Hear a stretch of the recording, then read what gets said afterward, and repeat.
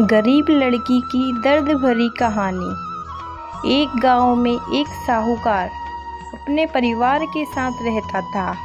परिवार में उसकी पत्नी, एक बेटी और एक बेटा था। शानदार बंगला, नौकर चाकर, गाड़ियाँ और सब शानो शौकत का सामान था उसके पास। गरीब लोगों को बहुत ज़्यादा सूद यानी ब्याज पर कर्जा देना उसका धंधा था। अक्सर लोग तंगी के दिनों में या किसी त्योहार या ब्याह शादी के मौके पर उस साहूकार से कर्जा ले लेते थे। जब फसल अच्छी होती तो थोड़ा थोड़ा करके उतारने लगते, लेकिन जिस वर्ष सूखा पड़ता तो कर्ज तो छोड़ो, गांव वाले सूद तक नहीं दे पाते थे। इसी का फ़ायदा उठा वो साहूकार उनकी ज़मीनों पर कब्जा कर लेता, कब्जा कर उन्हें बेच देता और खूब पैसा कमाता। इस धंधे में उसका बेटा भी उसकी मदद करता। दोनों बाप बेटे हर समय किसी न किसी गरीब की ज़मीन हड़पने की योजना ही बनाते रहते। एक दिन शहर से एक व्यापारी आया और साहूकार से गांव में ज़मीन खरीदने की इच्छा बताई। साहूकार की खुशी का ठिकाना न रहा। घर बैठे बिठाए ज़मीनों का ग्राहक मिल गया। साहूकार ने उस व्यापारी को बहुत सी ज़मीनें दिखाई जो उसने कर्जे के बदले गांव वालों से हथिया ली थी, लेकिन उस व्यापारी को कोई भी ज़मीन पसंद न आई।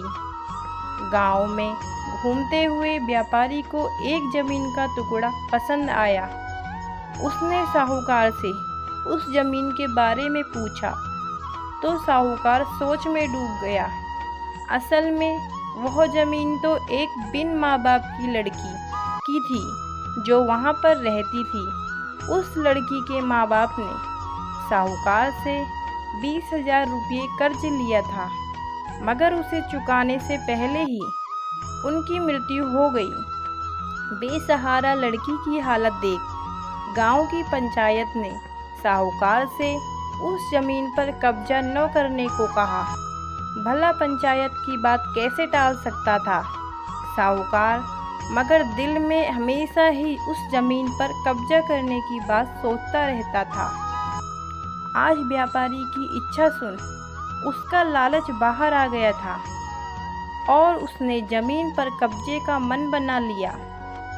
कर्जे के सारे कागज ले वह उस लड़की के घर पहुंचा और कर्जा वापस करने की बात कही। जब लड़की ने अपनी दुर्दशा बताते हुए और समय मांगा तो साहूकार ने कब्जा करने की धमकी दी।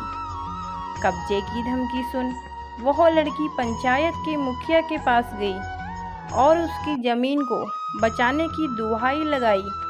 सारे गांव में यह बात आग की तरह फैल गई कि साहूकार उस बेसहारा लड़की की ज़मीन पर कब्जा करने वाला है।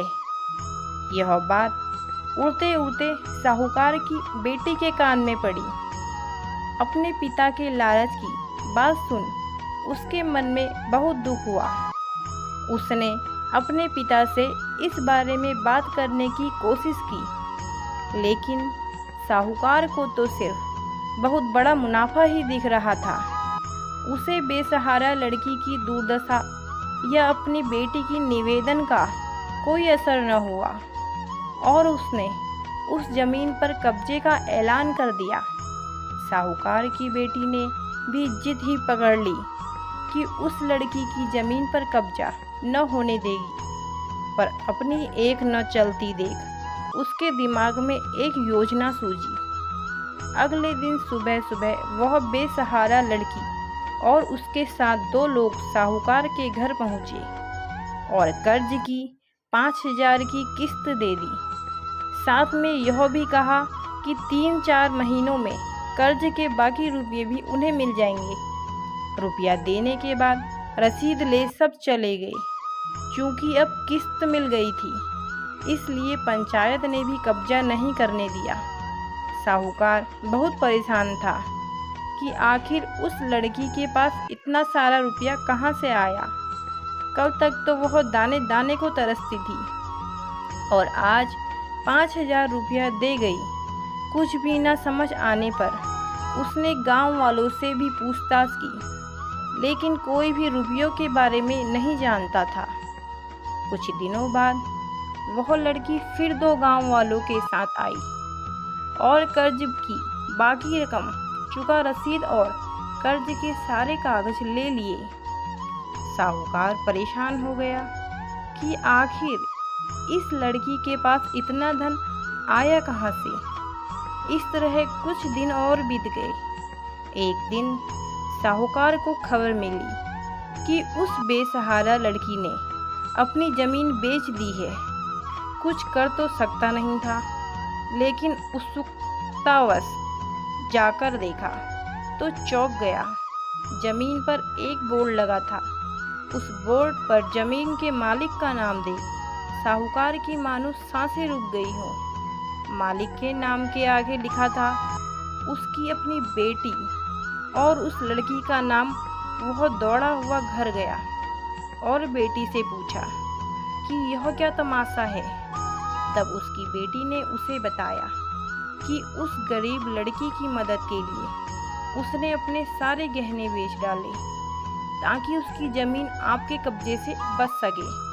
लेकिन ज़मीन आपसे छुड़ाते ही उस बेसहारा लड़की ने उदारता दिखाते हुए आधी ज़मीन मेरे नाम कर दी। बेटी ने उसे समझाया कि आप तो उस लड़की का आखिरी सहारा भी छीन रहे थे, मगर उस लड़की का बड़प्पन तो देखो। उसने ज़मीन छुड़ाते ही मेरे गहनों के बदले अपनी आधी ज़मीन मुझे दे दी। यह सब सुन साहूकार को शर्मिंदगी महसूस हुई और उसने भविष्य में कभी किसी की ज़मीन न हड़पने का वचन दिया। दोस्तों, उम्मीद करती हूँ कि आपको यह कहानी पसंद आई होगी। अगर पसंद आई हो तो कृपया लाइक और सब्सक्राइब करें। धन्यवाद।